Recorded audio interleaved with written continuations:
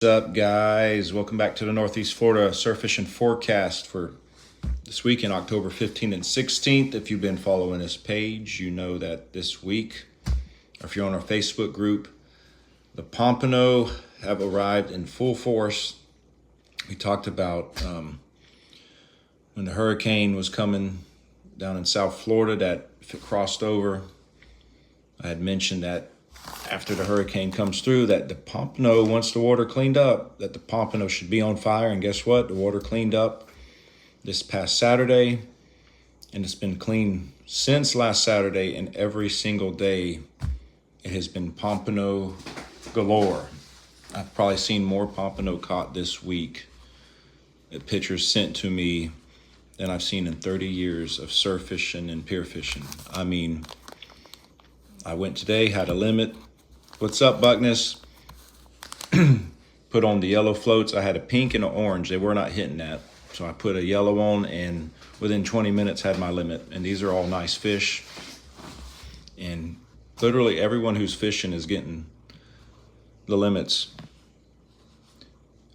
I'm just buying nothing special, honestly. Just buying live shrimp, guys.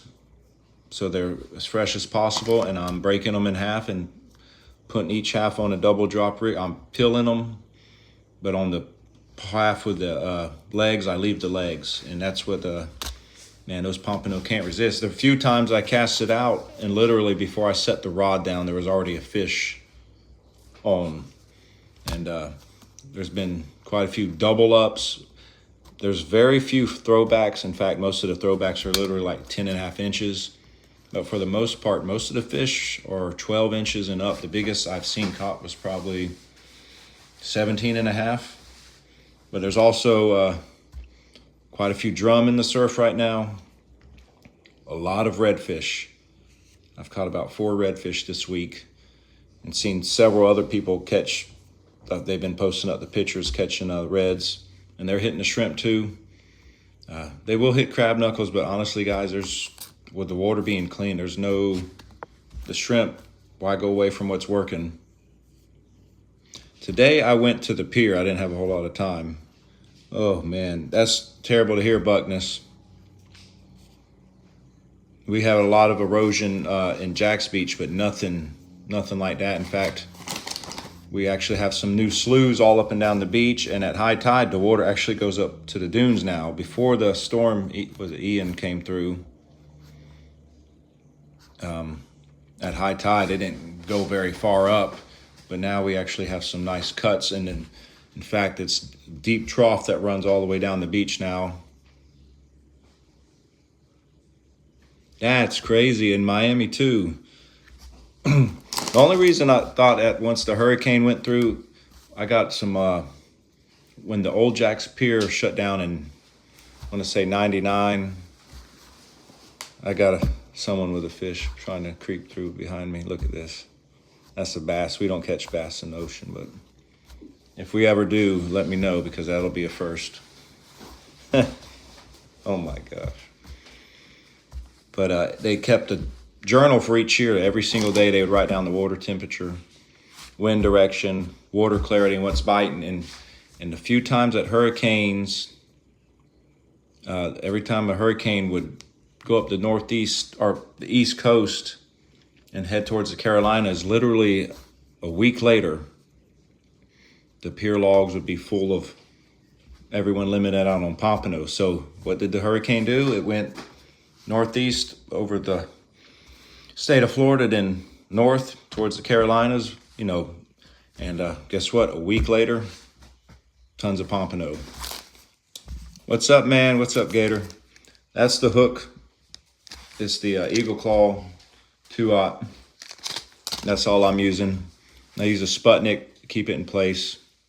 Now there's, oh my gosh. We got all kinds of cinematography going on right now. And the yellow float. Usually these orange floats work real well too, but for whatever reason, the Pompano are honed in on that yellow. But let me tell you something. Keep an assortment of colors, because not every time they hit the yellow. The other day I was catching them all on the orange floats. So And yes, if you go to the Jacksonville Beach Pier, you better have a ton of patience because it is, you've seen the videos up north when they have like opening day of trout season where there's thousands of people lined up. Well, that's pretty much what's going on. And part of the problem is, so there's a 3-rod limit per person up there. Well, there's quite a few people who are bringing 4 and 5 rods, right? Which, whatever, just keep them in the cart, fish with what you need. But if for everyone who fishes for pompano, you know when they hit, they're not like a whiting, they don't come straight in. So when the bite has been on fire like it has this week, there's no need to use 3 or 4 rods where there's tons of other people fishing around you, because what happens is you get one fish on and he starts to run left to right. And then while you're fighting that fish, guess what? Pompano are schooling fish. Those other rods start going off. The next thing you know, it looks like Spider-Man has visited the pier and shot webs everywhere, because there were some tangle ups that were reeled up today next to me and my buddy Austin. I mean, it must have been 7, 8 lines mixed in, and all you can do is cut the lines and move on. You got to cut them and retie them. I'll tell you, pier fishing is, if you never pier fished and you don't have patience, I would continue fishing on the beach.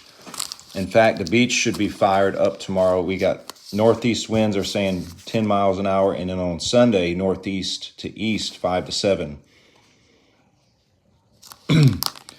Well, from the pier, no, but on the beach, like if you're fishing Jack's Beach with the tides, at the dead high tide, because it comes up so high now, I'm not sure you could reach out far enough where you need to be, where the drop is. So literally about 2 hours into the outgoing, you can start fishing and reaching that trough and fish it all the way through the outgoing in the like first 3 hours of the incoming. I mean, this week the winds are perfect. The surf should not be big with the winds we have. And the water temperature has actually warmed back up. It would drop down to like 72 when the hurricane came through.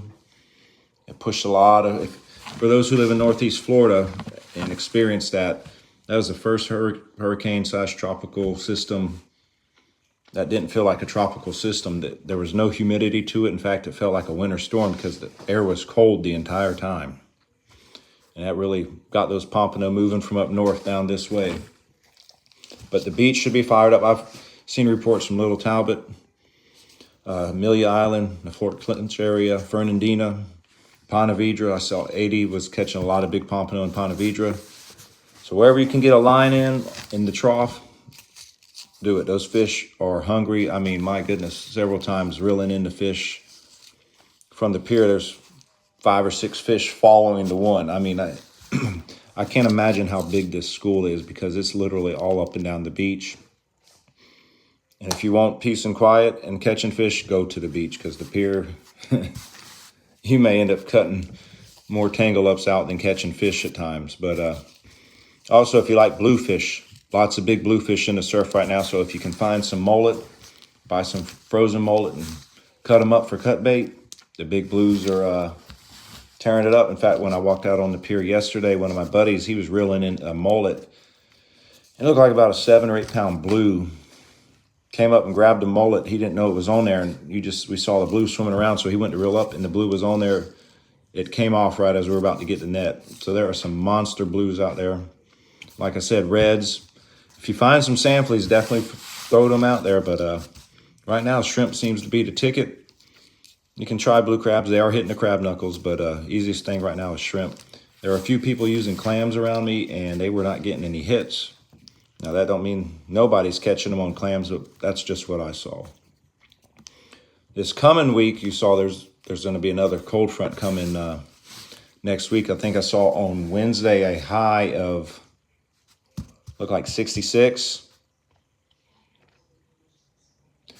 There should be, Gator, there should be plenty. I heard they were catching them at Matanzas now. So, yes, they should be in your area.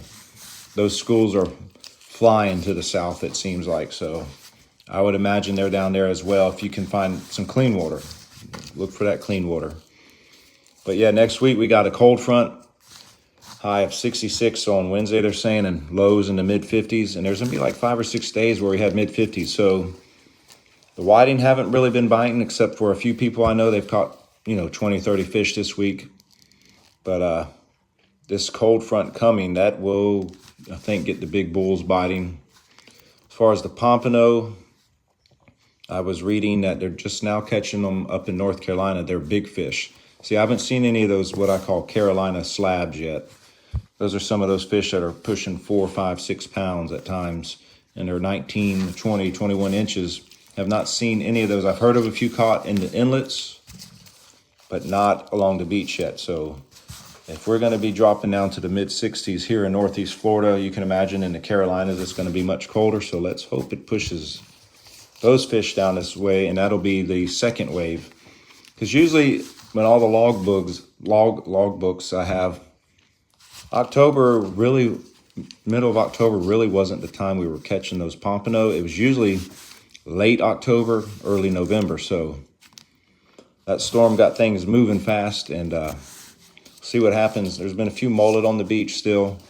A lot of them are still hanging out in the river apparently. So this next little cold spell is probably going to get that mullet run really going. Lots of Spanish too if you have a diamond jig. If you know what those are. You can launch those a mile from the beach, and the Spanish will absolutely tear them up.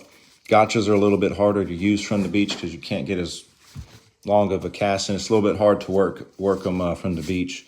But the diamond jigs, it's literally just a weight with a treble, and it's silver. You throw it out there and just keep popping it as you're bringing it in. And that's about it. Remember, tomorrow the flounder are closed. No more flounder. Don't get caught with a flounder in your cooler. In fact, don't get caught with any illegal fish in your cooler. This week, there's probably been 7 to 8 people pulled off the pier for having too many fish. In fact, one person had 18 illegal pompano. That's $215 a fish. So I'll let you do the math, but it's close to $4,000. I have a feeling they won't be fishing much in the next year or so. I mean, that's a huge ticket, and they're going to have to go to court for that. That's going to be a hard one to beat. So don't get caught with no illegal fish in your cooler, guys. That's about all we got. This cold spell will also get the sheephead fired up around the structure and the river and the pier and all of that good stuff. So if we have any people who can perform magic tricks that watch this channel, let's come up with a spell to make the sand fleas show up again. I know they're around because some of the fish I'm cleaning have sand fleas in their bellies, but we can't find them when they can. And if we had those, I think we would absolutely do well. Those bigger pompanos seem to love those sand fleas. So that's about all I got. Hope y'all guys have a great weekend. The fish should be fired up. Get out there and catch some. Because with this next cold front, who knows, it might push this school out of here, and we may be waiting for a while for the next school to come through. But yeah, man, I'll tell you what, before Ian came, there were thousands of ghost shrimp on both sides of the Jack's Pier.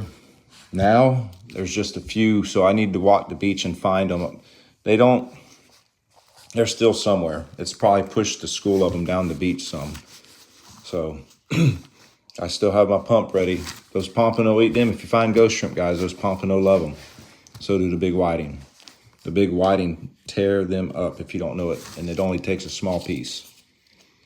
But that's all I got. If you're not on our Facebook page, it's just look up. If you're on Facebook, look up Broken Reel 23 on Facebook, and you'll see our group. And we just went over 5,000 members on there for the Northeast Florida area, so we're growing and helping a lot of people out. And we answer no question's a stupid question on there or on here. So if you got questions, ask away. Y'all have a great weekend.